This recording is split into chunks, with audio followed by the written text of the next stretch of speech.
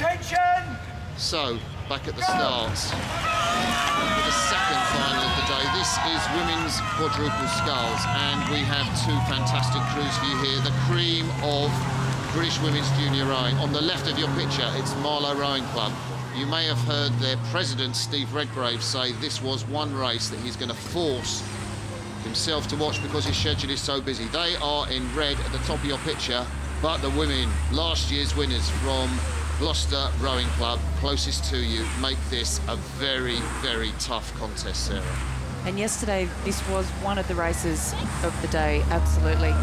We called the race for Gloucester, who beat the Y Quad Cities Rowing Association of the United States.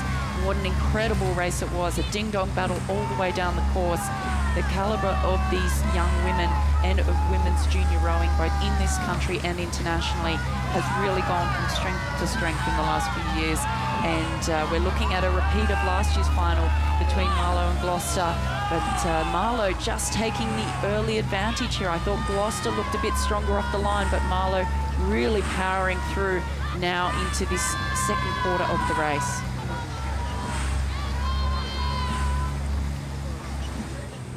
So as you watch that shot from our boom camera, just under halfway down the course, you can see the women in red from Marlow Rowing Club with a slight lead over their arch rivals.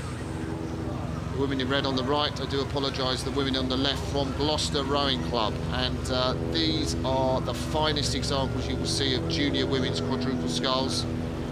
2 blades each, that's different to the race you just saw. There were 4 rowers in each boat, but these have 2 blades each. It's technically more difficult, isn't it, Sarah? It is indeed. Sculling is very difficult. You've got 2 blades to think about. The boat runs very differently to sweep rowing like the 4s that we saw. It's a lot more dynamic. You have to be a lot more skillful with the blades. The blades are relatively small considering the speed of the boat, so it makes it quite difficult at the finish, which is where the blades pop out of the water, to try and get those blades to come out cleanly. In rowing, if you get your blade stuck in the water, we call it catching a crab, and it's something that is prone to happen in the quadruple scull because it's such a fast-moving boat. Well, this race is panning out completely differently from the race we had last year between these two crews. It's deja vu for 6 of the women, 6 of the 8 women, because they raced last year. On that occasion, it was the crew at the top of your screen, Gloucester Rowing Club, in the yellow German Empacher shell. They won by 4 lengths. It's not going to be 4 lengths this year. And there are only 2 women in this boat. Frances Russell at the top of your screen. She's on the furthest left. She is new to the crew. And in the Marlow boat, the red boat closest to you, it's Amber Simon. Again, she's rowing in the bow seat, but otherwise, it's the same 6 women. And now Gloucester have made their power tell. What a move that was, Sarah. Yeah, great move there from Gloucester. As they move into the lead, they were winners of the Championship Girls Quads at the National Schools Regatta. Marlow Rowing Club was second. Certainly they'd be going out to try and rectify that, I would think. But it is Gloucester who's made a huge move here. And this is what we saw yesterday with Gloucester.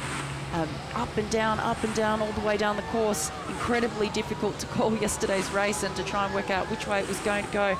But a very decisive move there from Gloucester as they take about half a boat length lead. So as you fly along with the crews with our drone shots, you may be wondering why Gloucester are so strong. The reason is because there's a lot of investment from British Rowing going into Gloucester. There we look at the Gloucester crew and the stroke of that crew. Flo Pickles, who won the championship single sculls at the National Schools. She's probably the fastest sculler in that boat.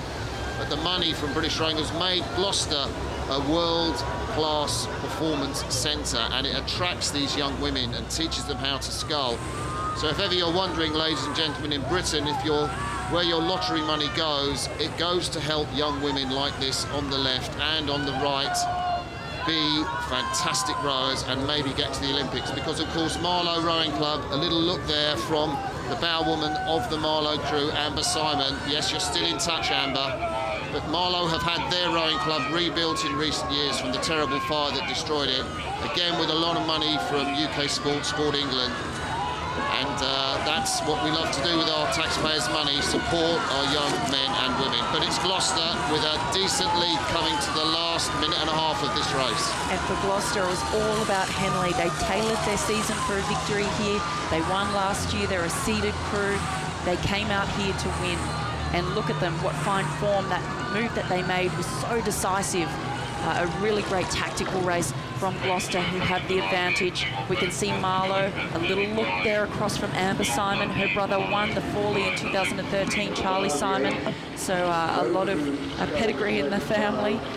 Well, I'll tell you what, that Gloucester crew, I mean, the two women in the stern of that Gloucester crew have been on the World Championship stage, Sarah. They won a bronze medal at last year's World Junior Championships in Hamburg, and they really know what it's like to race under pressure. It's a much tighter race than it was last year, where Gloucester Rowing Club won by 4 lengths. And Marlow still believe they can do something. They will have been told never, ever, ever give up, and they are going to fight right to the line.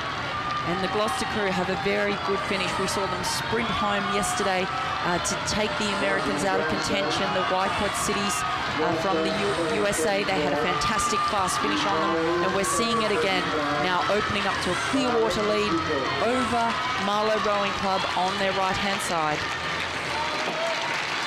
So it's Gloucester Rowing Club, coached by Brett King. What a great job he's done there with that programme. They look for the line, left and right. They'll hear the buzzer.